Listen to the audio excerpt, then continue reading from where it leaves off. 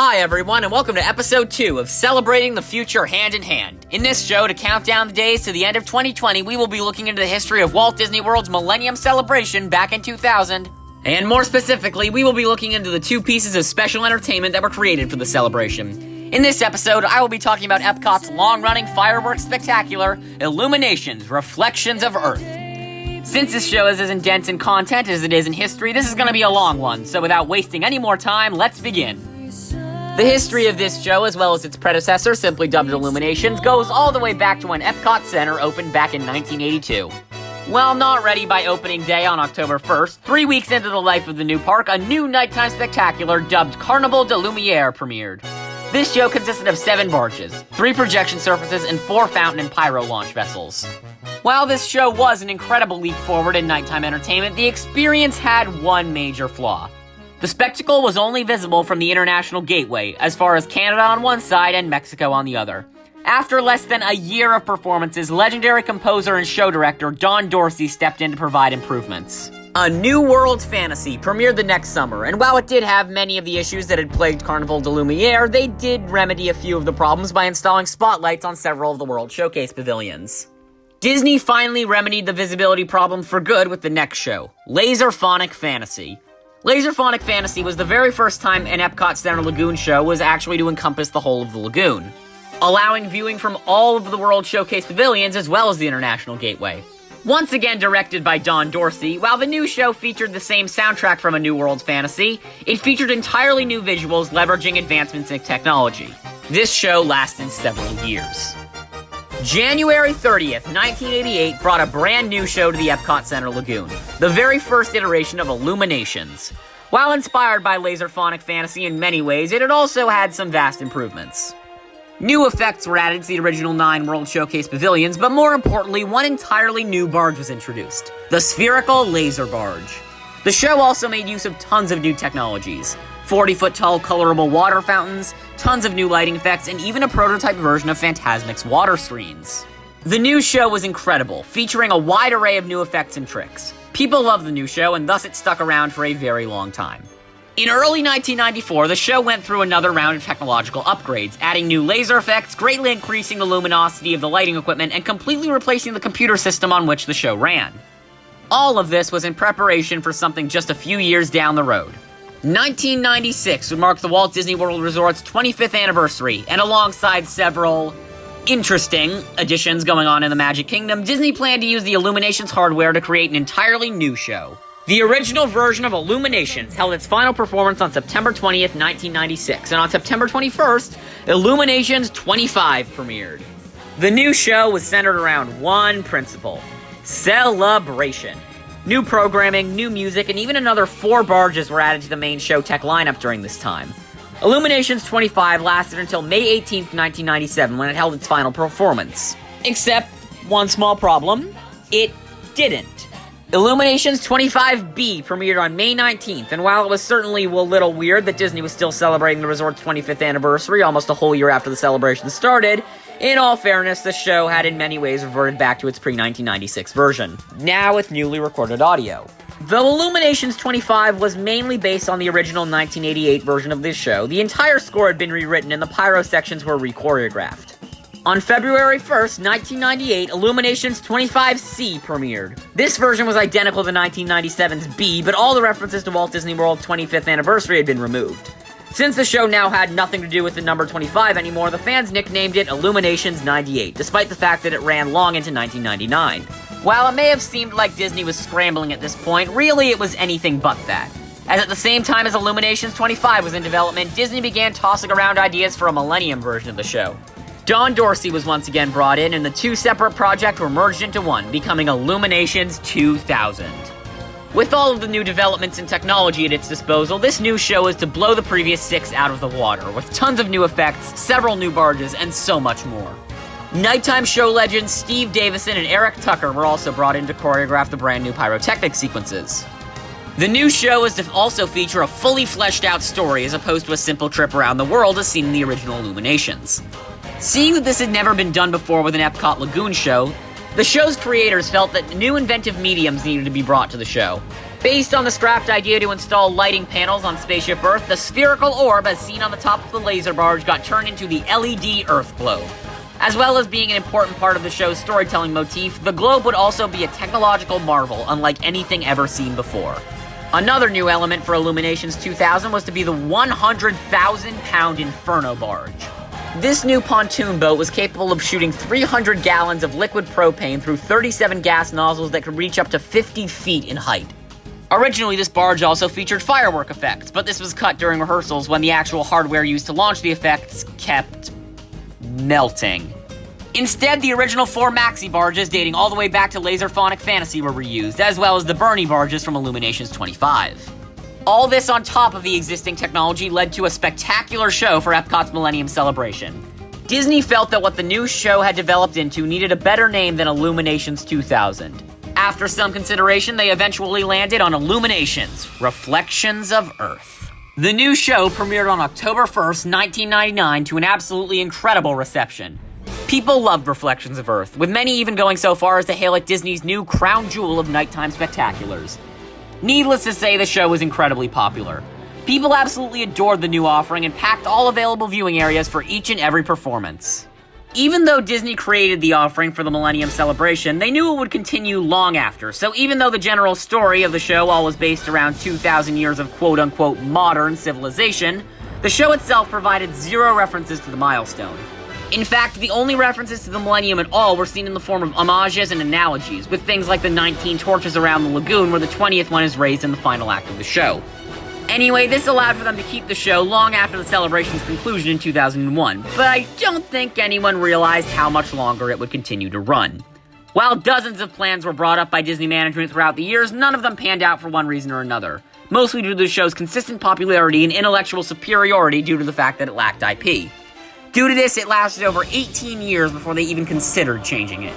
However, in 2015, an individual named Bob Chapek took over the Walt Disney Parks and Resorts division of the company.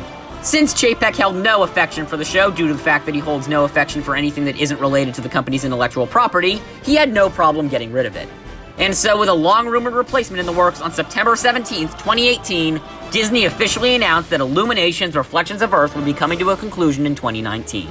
I view this as a tragedy, that this masterfully constructed, beautifully crafted, musically rich show that represented everything Epcot stood for was being canceled for entirely the wrong reasons, mainly due to the fact that it lacked IP. Ironically, the lack of IP made this show universally appealing and was one of the strongest points in the show's favor, because it made the show timeless and its message universal. Eventually, it was announced that while a permanent replacement to the show dubbed Harmonious would premiere in late 2020, in the interim between spectaculars, Disney would introduce another entirely new show dubbed Epcot Forever. While the name of the interim show was clearly a nod to California's Disneyland Forever, it was more similar in substance to Remember Dreams Come True, in that the show would take us on a musical trip through Epcot's history.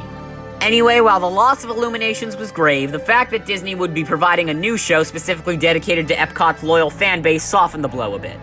The announced final date for Illuminations Reflections of Earth was September 30th, 2019. And since Disney themselves did very little to commemorate the occasion, fans did it themselves, and the final show was packed with rivers of tears and thunderous applause. The new Epcot Forever show was slated to premiere the next day, and as thousands of guests filled up the area's Around World showcase, the fans waited eagerly to see what was in store. Unfortunately, what was in store was a complete and utter mess. Okay, that's not entirely true. While many disliked the show for one very crucial reason, the first half of it was fine. It was nice to see tributes to tons of old Epcot shows and attractions, but the pyro was minimal and the finale completely ruined the show. Anyway, Epcot Forever was temporary, with its last performance tentatively scheduled for May of 2020. However, due to the COVID disaster, its final performance ended up being March 12th of 2020, making it the shortest-lived Epcot Lagoon show, just sneaking under Carnival de Lumiere's 9 months.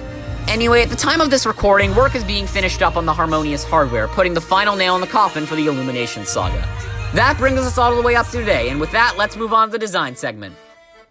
This show was so detailed and well thought out that it's just going to be a really long segment, so without any further ado, let's dive in. First off, let me just mention that this show had an incredible pre-show soundtrack. The song choices are perfect, and it's just one of my favorite collections of music ever put together. The show proper starts as the iconic opening narration is heard, the voice behind which is actually Jim Cummings. Because the narration is so perfect, I'm just going to let it play in its entirety. Good evening. On behalf of Walt Disney World, the place where dreams come true, we welcome all of you to Epcot and World Showcase. We're gathered here tonight around the fire, as people of all lands have gathered for thousands and thousands of years before us to share the light and to share a story. An amazing story, as old as time itself, but still being written. And though each of us has our own individual stories to tell, a true adventure emerges when we bring them all together as one. We hope you enjoy our story tonight, Reflections of Earth. As the narration ends, the 19 torches all around the lagoon are turned off, seemingly blown out by Cummings. This leads into the show's first act, Chaos. A single comet is stealthily launched from the American Gardens Theater shoreline and out into a massive cluster of shells meant to represent the Big Bang. This leads into the universe's formation, represented through many stunning effects. This goes on for a while alongside Gavin Greenaway's incredible score. Eventually, we see the formation of Earth, represented by the secession of the chaos. The Earth globe is brought out while effects in the lagoon simulate a star field. This all transitions into the second section of the show, Order. As the Earth forms and begins to cool, the color fountain barges change from white to red to blue. Eventually, life begins to form on the planet, and the Earth globe is lit up with imagery of life and evolution. We then move on to humans and their desires for adventure. As this happens, the various countries around the World Showcase begin to light up, signifying where we live. Morocco is not lit up during this time due to religious connections to the replicated buildings, and Norway is not lit up in order to match Morocco, as they mirror each other on the lagoon. After showing us our home countries, we are shown that while we live in many separate nations, we all reside on the same planet, Earth. The end of the act is Celebration, signifying that all is good in the world. During this time, more stunning visuals are displayed on the Earth globe, including some footage from the defunct Tapestry of Nations parade, which I discussed in part 1 of this series. This leads into the final act of the show, Meaning. Humanity comes together as one. We move on together as citizens of this planet.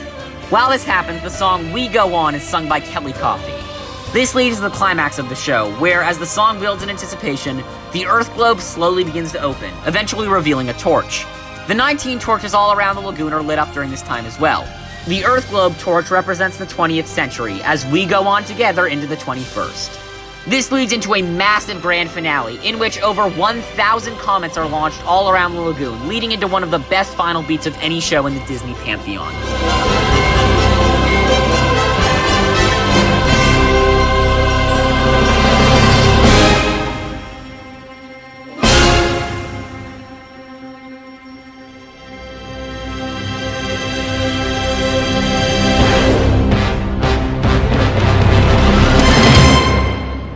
As the show is over and the audience applause, narration is heard once again. As the announcer's speech comes to a close, the song Promise is played. So, remember when I said Fantasmic has the best exit music of all time? After listening to this a few hundred times, I rescind the previous statement. Illuminations' Reflections of Earth has the best exit music of all time. John Dorsey and Gavin Greenaway did an incredible job, and Kelly Coffey's beautiful vocals just make it even more perfect. Promise is one of my favorite songs, not just in the Disney canon, but also in the entire world. This is all buttoned out by a perfect conclusion, the main theme to Tapestry of Nations, also written by Gavin Greenaway. Eventually, all the post-show music ends and the park closes. Really quick addendum here. I couldn't really fit this into the script naturally, so I'm just gonna put it in here. During select times of the year, Illuminations' Reflections of Earth gets special tags attached to its conclusion as a sort of final finale of the evening. While the Independence Day and New Year's Eve tags were incredible, they only happened a few days out of the year. But between November and January annually, the Illuminations Reflections of Earth holiday tag was also played. This extremely explosive grand finale was such a juggernaut of pyrotechnic effects, it used just as many effects as the entirety of the show proper, but condensed into 4 minutes. Due to this tag's incredible spectacle, the fans nicknamed the extra barge that was used for it the World War III barge. The holiday tag is stunning, and actually so is the show proper as a whole, but let me explain why in the conclusion. As you can probably guess from how glowing this entire analysis of the show was, I really like this show. It's heartfelt, mature, spectacular, and incredibly entertaining. What works so perfectly about this show is that even if you don't know the plot of it, it's still a spectacular experience with 3,000 individual effects. Gavin Greenaway's score is objectively a beautifully written, well-crafted piece of music that never ceases to move and amaze any audience. But with the addition of the story, this show transcends the traditional limits of the genre. Much like Tapestry of Nations, this show had a complete mission statement and agenda that just made it absolute perfection. But unlike Tapestry of Nations, it was not plagued with technological and crowding issues, which is part of the reason it lasted so much longer. And just because I don't see a better time to discuss this, let's talk about Epcot Forever.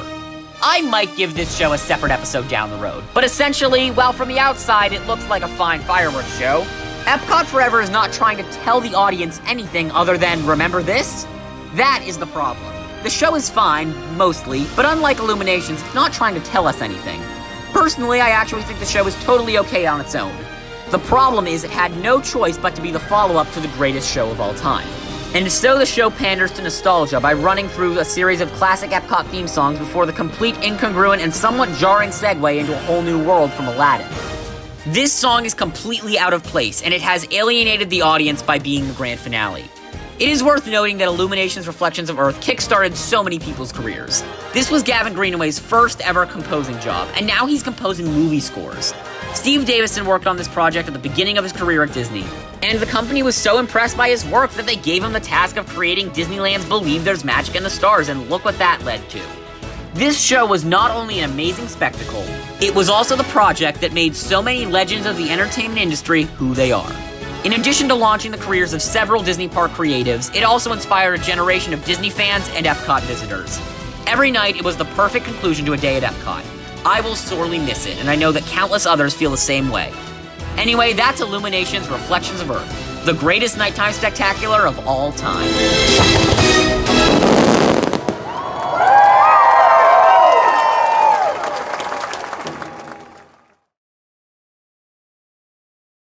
Thank you for watching Celebrating the Future Hand in Hand. If you enjoyed it, please consider liking the video and maybe even subscribing to my YouTube channel.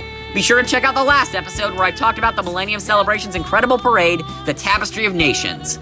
There are a lot of other videos coming out real soon you won't want to miss, so be sure to click the bell icon so you get notified when we upload a new video. May peace go with you forever and ever as you celebrate the future hand in hand. Have a great, big, beautiful day, and remember, tomorrow is just a dream away.